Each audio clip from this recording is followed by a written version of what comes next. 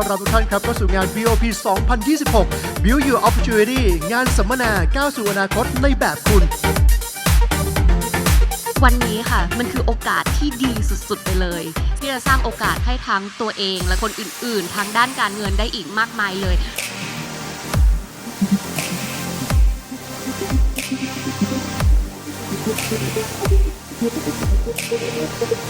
ขอต้อนรับทุกท่านเข้าสู่พิธีมอบประกาศเกียรตินียบัตรผู้สำเร็จโครงการ AIA Financial Advisor